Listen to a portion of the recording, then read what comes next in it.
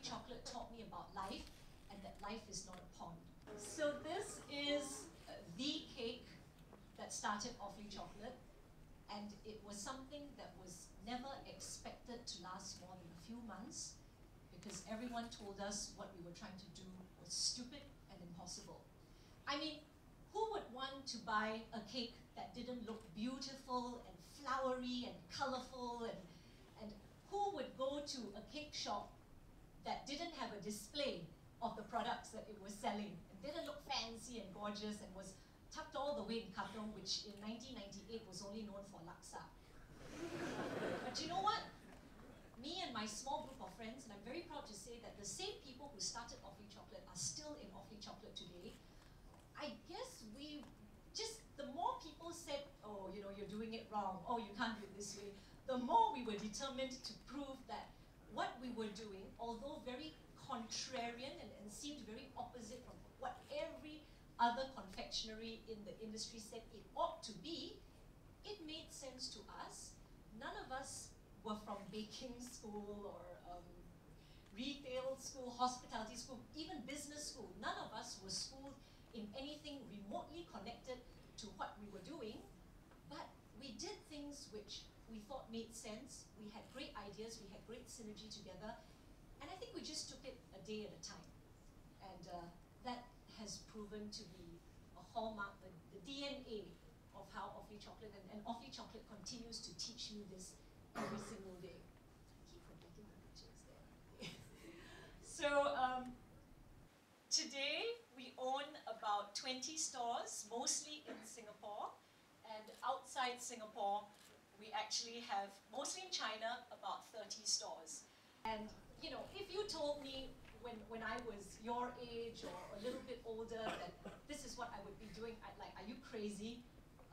So I think there's actually a value in not worrying or not trying to plan your whole life in advance, but actually just being open-minded about the opportunities that come in front of you and just dealing with them and going with the flow a day at a time. You know, I'm actually quite an easygoing person in some cases, and I don't think that's too bad because it made me very receptive to the different things that came along. Okay, so now you know, I stole a set of slides from my office, so these random photos of chocolate, and then in between I inserted my own family photos taken from my iPhone. So I like them, but if you don't like them, never mind. But I swear, okay, none of this is like stolen off some weird website. I was at these places and I took these photos, and as I said, I contemplated the theme very hard.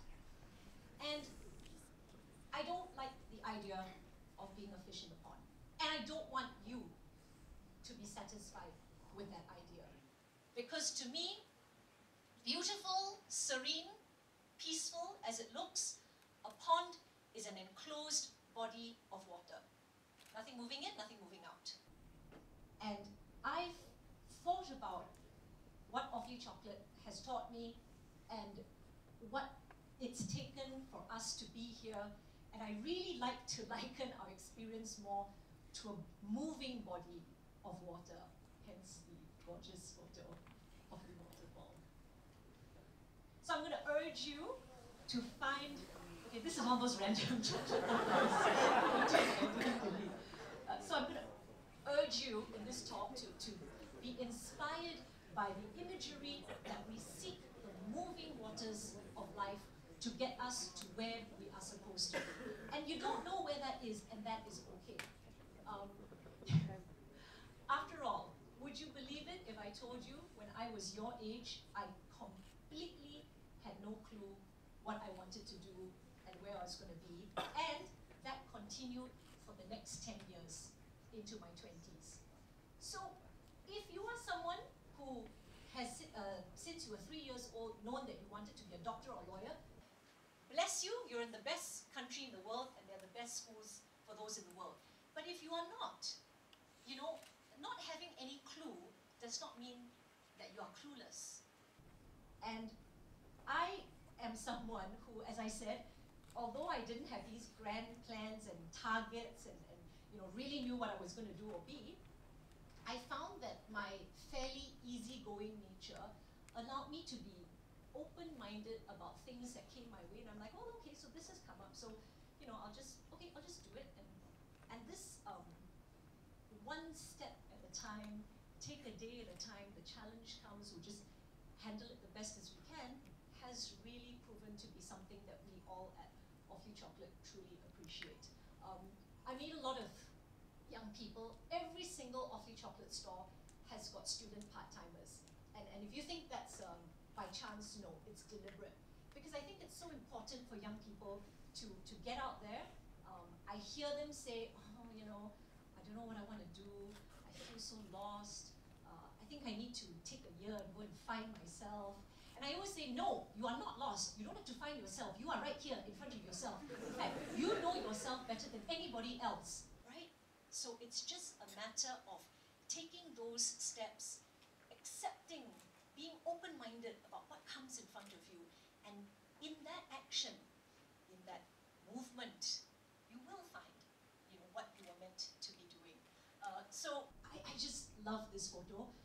We're not really lost. This was in a firm trip taken earlier this year where we rented a car, and we got a little bit too ambitious about going off the beaten track, and the car got stuck in snow, and we spent like 2 hours trying to dig, five Singaporeans trying to dig ourselves out of the snow, but the car is going backwards down 2 kilometers because we couldn't turn the car around after we dug it out of the snow. So that's me in the middle, and we're walking and we're trying to guide the car as it goes backwards. And later on I could laugh about it. But if you don't try something adventurous, you really won't know the experiences that you get. Another random photo.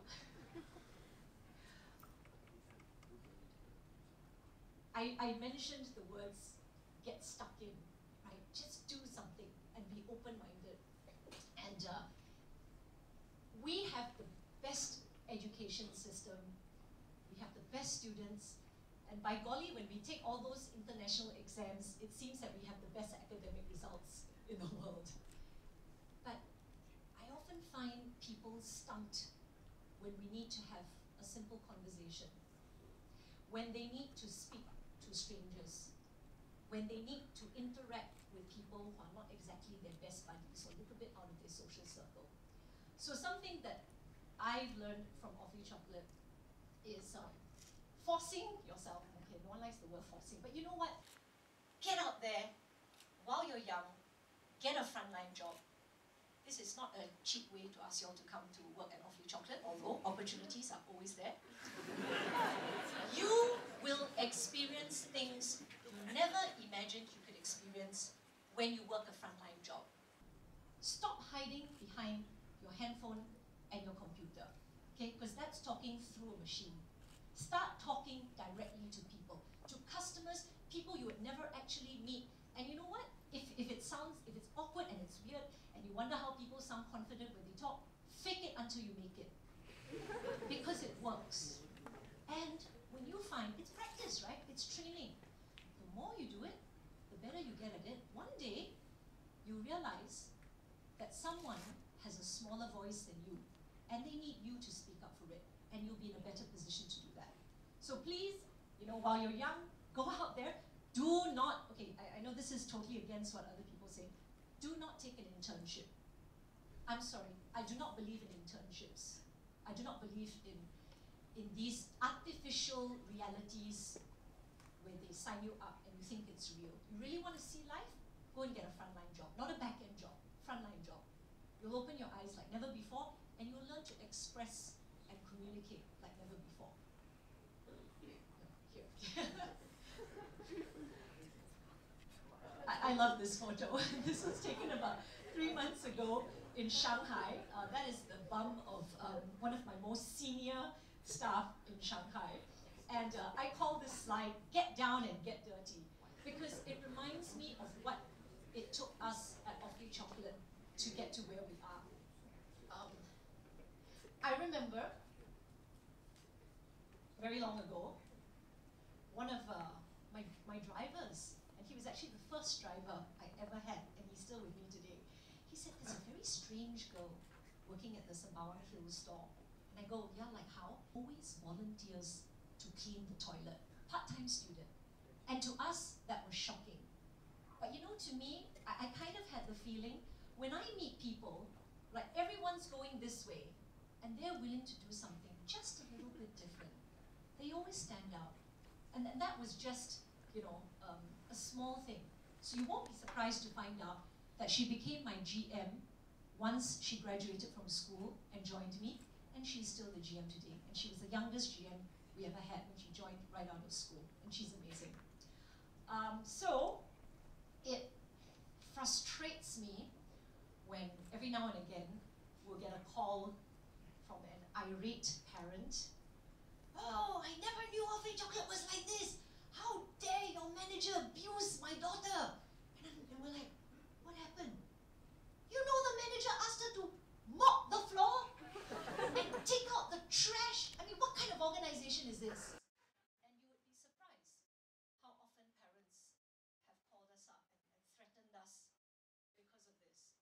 So get down and get dirty. If you see everyone unwilling, or they feel certain things are beneath them, hey, there's no shame in keeping clean. I worry about you if you don't know how to keep clean and don't like to keep clean. There's no shame in that. And in fact, it tells me that you've got something in you where you're not afraid to be a little bit different, and there's nothing that is, oh, it's not something that I'll do. Somebody else beneath me ought to be doing that. So what happened in Shanghai was some couple let their 3 or 2-year-old toddler play with a very slim, expensive handphone, and it fell between the cake chiller and this piece of glass in front, and I was like, there's no way we can get it. We couldn't stick our hands in, and this manager, who was very petite, so she was apparently the only one who could fit into that tiny space, unscrewed the panel of the engine and went in to get it. And when she found it, I took a picture because I said, one day I'm going to tell a whole bunch of people, you know, the kinds of things that you need to do. I'm not saying that this was necessarily the best thing to do in that situation, but the family was very grateful. But for me, the bigger lesson was that's the kind of spirit, that those are the kind of people who make Awfully Chocolate great, and it's that kind of spirit that will take you to where you ought to be. Oh, I included some pictures of cacao, where chocolate is from, you know, because I mean, think about it, right? Here we are eating cakes and chocolates and these fantastic confections, and it's all from this humble fruit that Mother Nature gave us, and it's so beautiful. And this is how chocolate is harvested. Most of the chocolate in the world comes from South America, and these are the farmers, and how different our lives are. You know, that we're here across the world enjoying it. They've probably not eaten a chocolate bar in their lives, and yet there is that link. And it always makes me think of how different Singapore is from many other places in the world, right? Like, you've heard the whole thing, no natural resources, people are only resource. And perhaps because of that whole emphasis on education, and with education comes, it's supposed to bring you everything. It's supposed to be that leveler, that thing that is going to take you anywhere. But I have seen, and I suppose those of us in the service industry, which, by the way, is the least popular industry for anyone in Singapore to be in, and I know why, and I think you can guess why. I've seen cases of people abusing staff, you know. When I say abusing, it's the, oh, you don't know the difference between an iced coffee and coffee with ice? Well, you know, I know your boss, you know, get here, down here, and then I'll tell her. And just horrible behavior, which actually stems from a certain arrogance and sophistication that has come from too much education, where you see so much and you experience so much and you're sort of all up there, that you begin to forget that education is supposed to teach us about humility and giving back and helping other people. And because I'm talking to a whole room full of people, and you guys are all going to be great, you know, you're going to run our top companies, and you're going to be CEOs of international companies, and you're going to be professionals. And if you ever find yourself in that situation where you're losing your temper and speaking not very nicely to a waitress who has messed up your order, I want you to remember today that not everyone has had the opportunities that you have had. And you know, the greatest thing that education is supposed to teach us is humility and remembering where we came from and what we're supposed to do with that.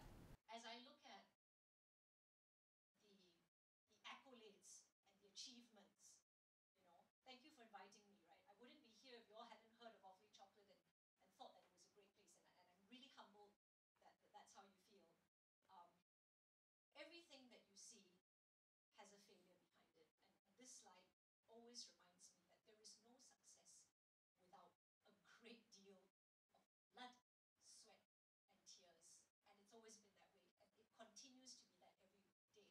And it's something that you just need to accept, that if you give up too easily, right, if you don't have an open mind, if the moment the first hurdle, or it seems so difficult, or it's inconvenient, or it's not air conditioned, or whatever, the first hurdle stops you, then you're never going to achieve anything. But on the other hand, you know what? It's not hard. It's not hard either to just suck it in when things go wrong and carry on. So there's no sunshine without rain, right? And this is my favorite photo. This is a fjord, which means that millennia ago, a glacier retreated and the sea came in, so you've got like dolphins and whales right up to the land. And it was a raining day when I was there, and everyone's like, oh, you poor thing, you know, there's no sun, so you won't see whatever. But you know what? Other people said, without the rain, you won't get the waterfalls, because it's with the biggest rain that you get the most beautiful, flowing, powerful, majestic waterfalls. There is one waterfall in this place that powers the electricity for the entire area of 300 people. That's the power of the waterfall. That's the power of the moving waters of life. So I hope that you will not settle and think of yourself as fish in a small pond, or pond at all, but that you will seek out the moving waters, the rivers, the creeks, the waterfalls of life that will lead you to the ocean. Thank you very much.